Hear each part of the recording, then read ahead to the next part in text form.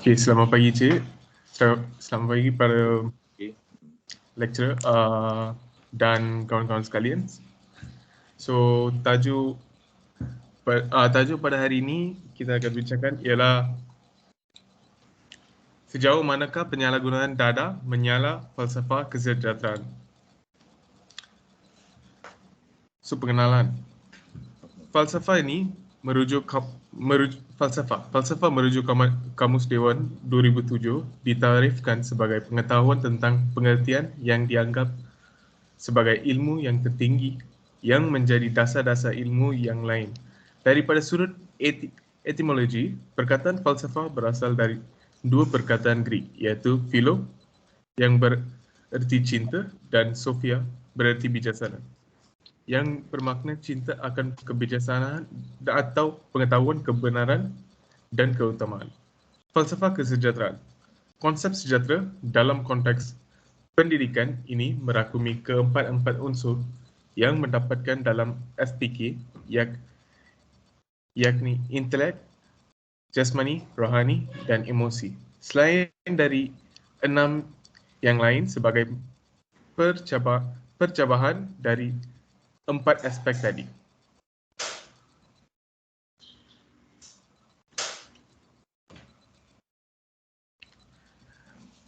Dada adalah bahan yang menyebabkan perubahan dalam fisiologi atau psikologi organisme. Semasa diambil, dada biasanya dibezakan dari makanan dan bahan yang memberi sokongan nutrisi.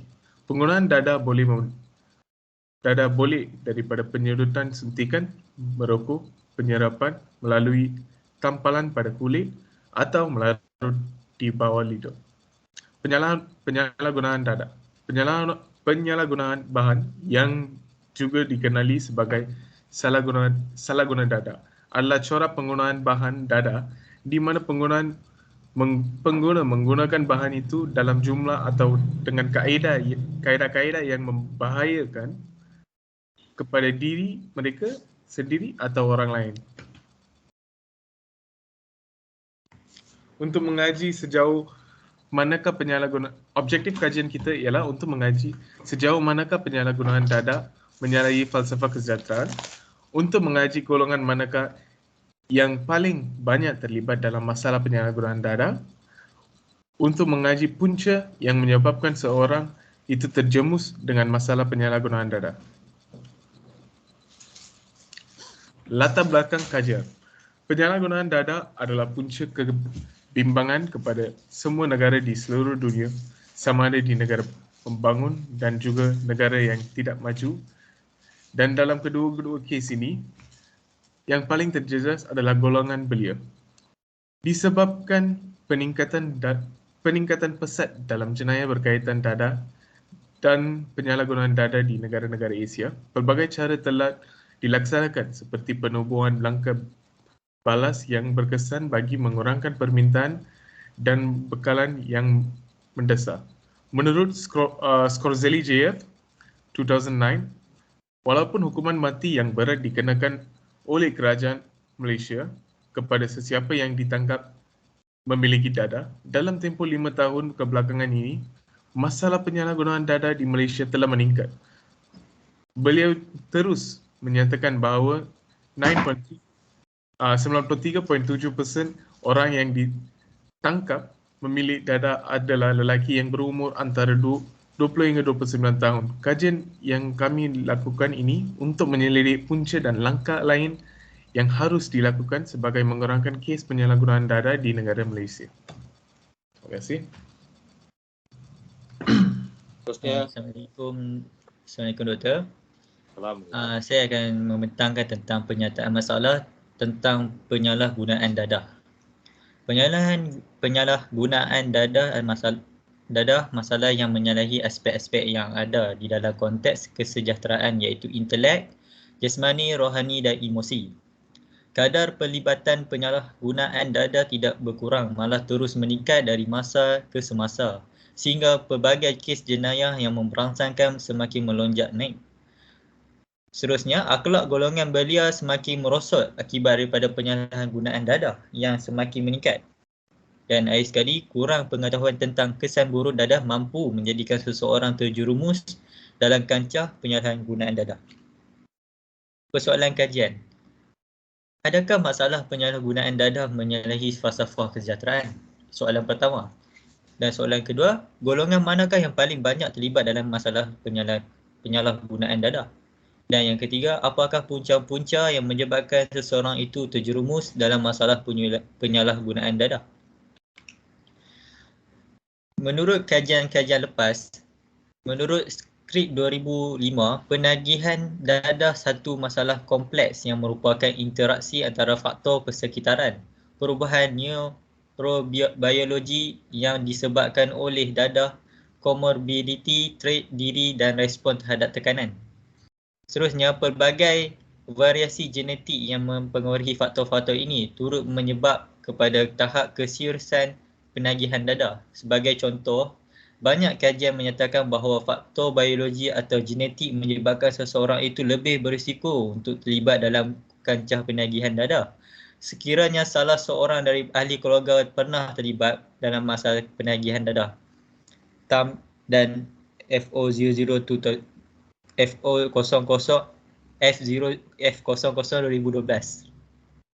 Faktor sosial seperti persekitaran yang berisiko dan terdedah dengan gaya hidup negatif didapati menyumbang juga kepada masalah penagihan dadah selain daripada status ekonomi yang menyebabkan anak terabai serta terdedah menjadi penagih dadah.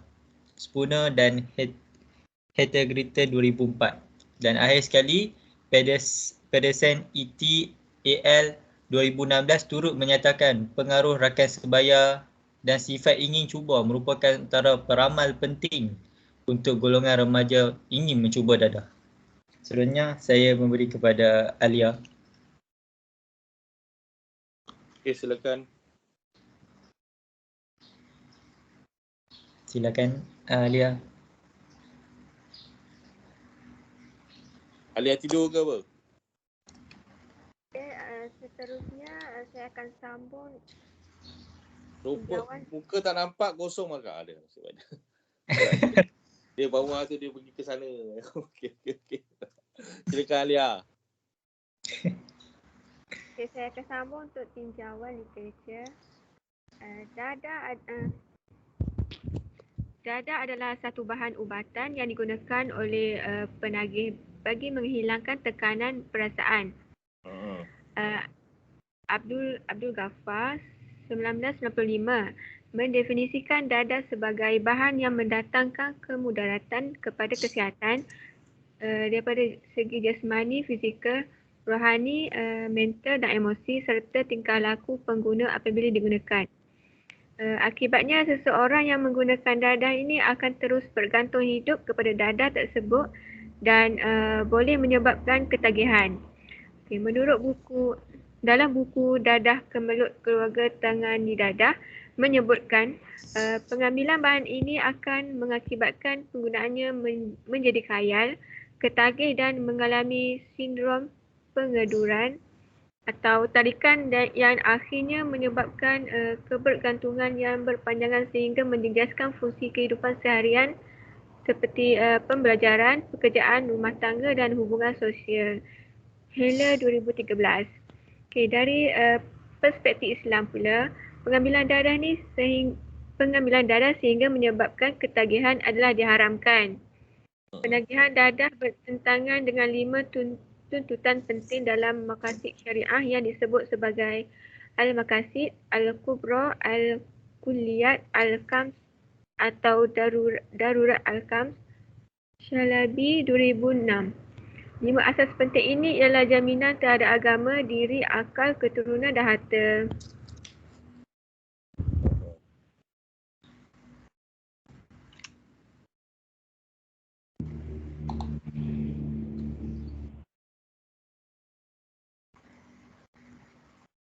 Okay, seterusnya secara literatur, dadah merupakan bahan rawatan yang pada asalnya diambil daripada jenis opiat. Dadah jenis opiat adalah campuran yang diperoleh daripada biji popi. Opiat berasal daripada opium iaitu candu yang diperoleh daripada sejenis tumbuhan yang dikenali sebagai Papaver somniferum, Criticus dan Papadaski 1967, Wikipedia 2008. Candu ini mengandungi pelbagai bahan yang berbeza. Ia kemudiannya diasingkan serta diproses menjadi morfin dan kodein. Jenis opiat ialah, ini menurut AADK 2014. Yang pertama, candu. Bahan ini dihasilkan daripada getah buah popi yang bertukar daripada warna putih kepada warna coklat dan kehitaman. Yang kedua, heroin. Serbuk putih pahit yang dihasilkan daripada pemprosesan candu merah. Yang ketiga, morfin, sejenis alkaloid yang diperoleh daripada pemprosesan candu mentah. Dan yang keempat, kodein, bahan alkaloid yang wujud secara asal dalam candu serta dihasilkan daripada morfin.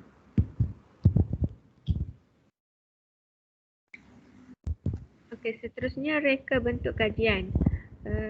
Kajian yang dijalankan adalah berbentuk kuantitatif di mana objektif dan matlamatnya adalah untuk mengkaji sejauh manakah penyalahgunaan dadah ini menyalahi falsafah kesejahteraan, golongan manakah yang paling banyak terlibat dalam penyalahgunaan dadah dan punca yang menyebabkan seseorang itu terjerumus dalam masalah penyalahgunaan dadah.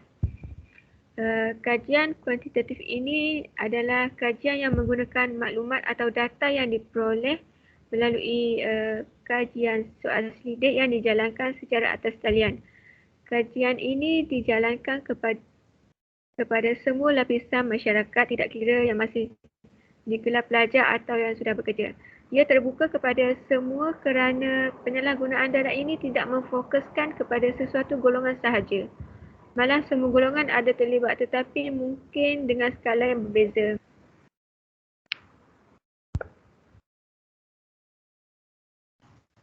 Okay, seterusnya kaedah pengumpulan data.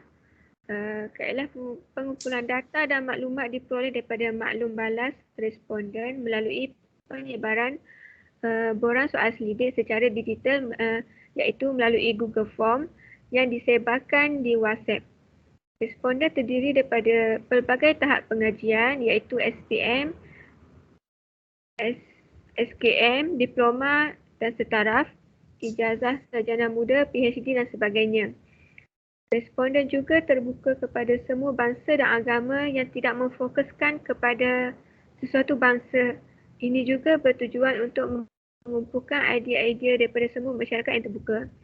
Seterusnya, data dan maklumat juga diperoleh melalui pihak kedua iaitu melalui kajian di internet yang mana kami menjadikan kajian-kajian yang lepas sebagai rujukan dalam kajian yang kami jalankan. Sumber-sumber pengumpulan maklumat ini adalah seperti jurnal, artikel dan kertas-kertas projek sarjana yang berkaitan. Sumber di internet juga kami jadikan sebagai rujukan dalam menjadikan kajian ini dengan sempurna.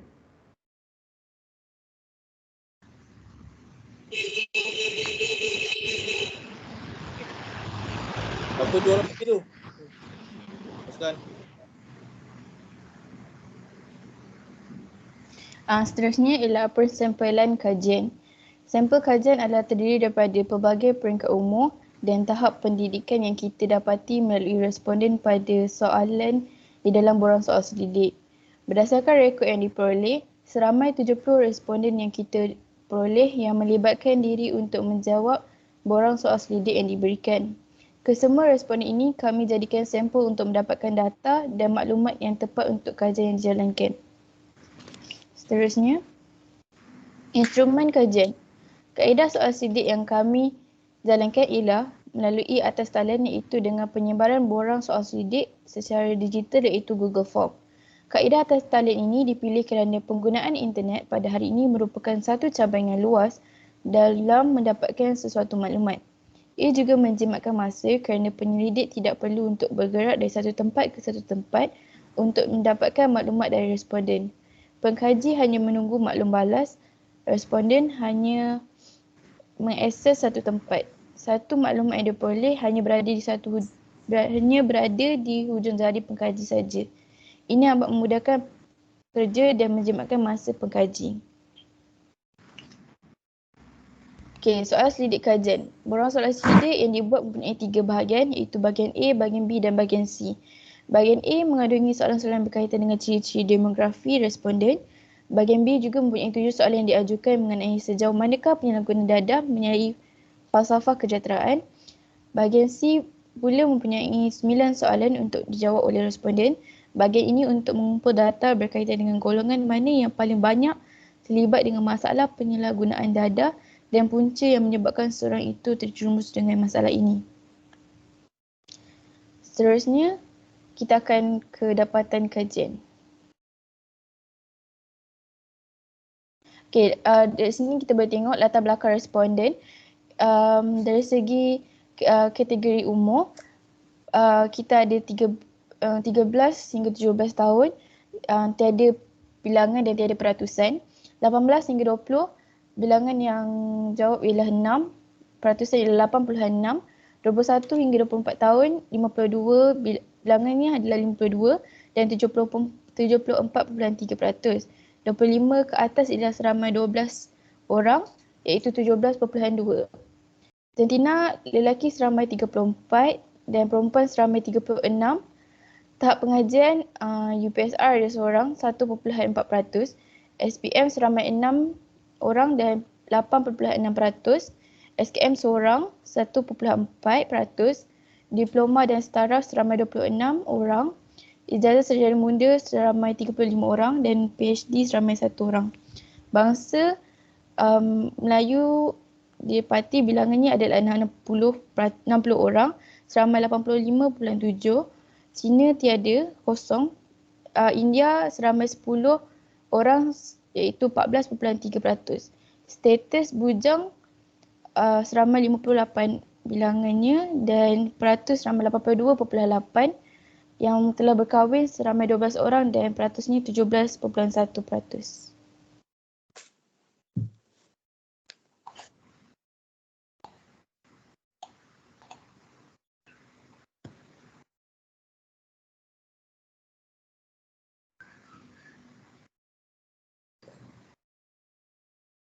Doktor, Okey. untuk dapatan kajian yang charter chart semua ni skip ke ataupun teruskan? Skip. Terus saya dah Skip. Alright, baik. ni. Okey, baik. Terus pergi ke dapatan kesimpulan. Okey, baik. Tapi kami ada cadangan. Boleh. Angkalah. Itulah saranan dan kesimpulan tu je. Okay. Langkah dan cadangan untuk mengelakkan masalah penyungga dadah dia terus meningkat. Kita perlu mengetatkan undang-undang negara kita, mengadakan kempen kesedaran kepada semua lapisan masyarakat, tidak mengira peringkat umur, memasukkan pengetahuan dadah dalam silibus pembelajaran di sekolah sejak awal lagi, mengenakan hukuman yang setimpal kepada pesalah. Ibu bapa harus memberikan kasih sayang secukupnya kepada anak-anak mereka. Pesalah-pesalah ini haruslah ditempatkan di satu tempat yang khusus untuk diberikan sesi kaunseling. Seterusnya. Untuk kesimpulannya, dadah membawa banyak kesan buruk. Penyalahgunaan dadah yang berpunca daripada banyak faktor mengakibatkan banyak masalah sosial berlaku di negara kita. Oleh itu, semua pihak hendaklah berganding bahu dan mengatur strategi untuk mengatasi masalah ini yang juga dianggap musuh utama negara. Antaranya adalah pihak-pihak yang bertanggungjawab, terutamanya pihak kerajaan, hendaklah mengatur langkah dan menangani masalah tersebut. Namun, ia tidak akan berjaya sekiranya kita sebagai rakyat tidak mahu bekerjasama untuk membanteras masalah ini. Ibu bapa perlu memainkan peranan membimbing anak-anak mereka supaya menjauhi dadah. Kita perlu insaf bahawa masalah dadah boleh membebankan negara dan keluarga. Akhirnya kita haruslah terus memerangi dadah agar masyarakat kita tidak menjadi lemah. Okey, terima kasih. Satu pertanyaan pada grup ni. Adakah dadah ni menyalahi falsafah kesejahteraan? Bagi pendapat saya rasa betul kerana dia boleh mengganggu dari kesejahteraan masyarakat sekeliling dan boleh merosakkan sebuah negara jugalah jika tidak dibendung masalah penggunaan dadah ni. Apakah yang paling parah sekali yang dikatakan menyalahi falsafah kesejahteraan ini? Apa yang paling teruk sekali dalam dadah ni? Kenapa?